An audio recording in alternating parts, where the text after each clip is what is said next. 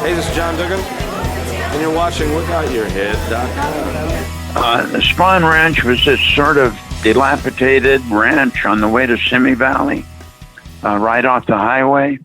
It had a western street with wooden sidewalks and an old saloon and stuff, an old pharmacy, a couple of barns, and it was owned by a guy named George Spahn, who was blind. He was about 65, maybe 70. And he had a bunch of horses he would rent out on the weekends to riders. And he had about 240 acres with no TV antennas and no light poles. So you could shoot westerns there with no problem. So yeah, there would be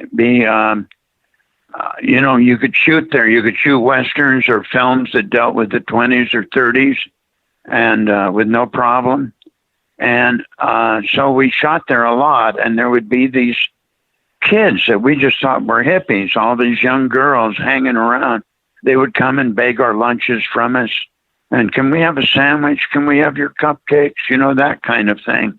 And once in a while, there'd be a guy, primarily Tex Watson, and once in a while, Charlie Manson, sort of on the periphery.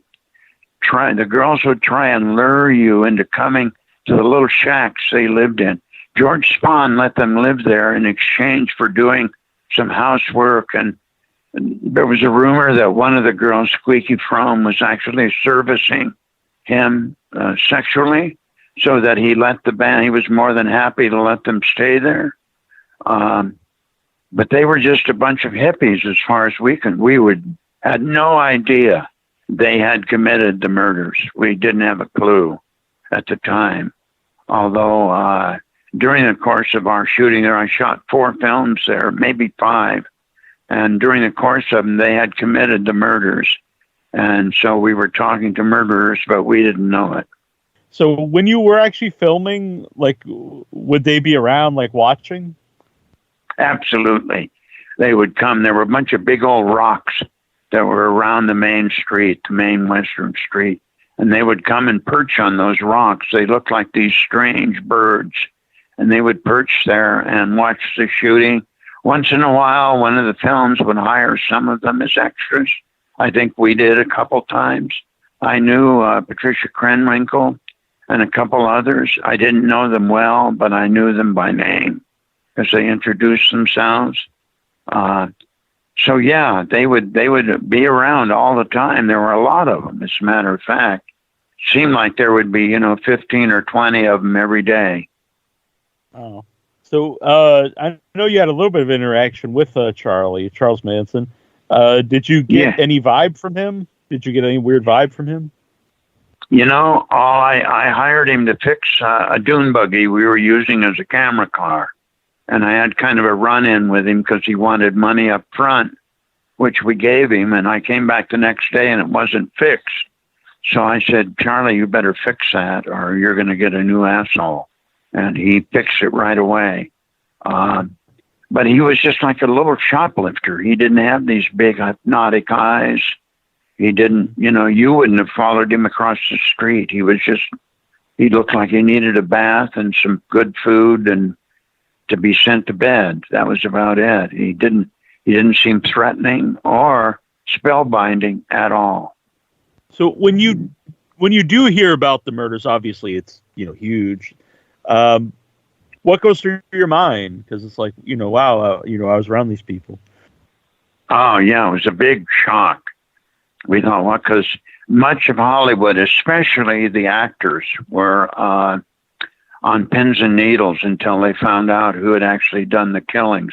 The stuntmen, not so much, because we figured we could take care of ourselves no matter who it was. But still, we didn't have a clue. And when it turned out to be those hippies on the Spahn Ranch, we were just shocked that that's who did it. So yeah, we were relieved, of course, as was much of Hollywood. But at the same time, we were really astounded that it was those little people living on the ranch who we never considered a threat of any kind. How does that change just the time itself? How people view hippies and seemed like a great time, and then this horrible thing happens. Does that change the whole vibe of that period?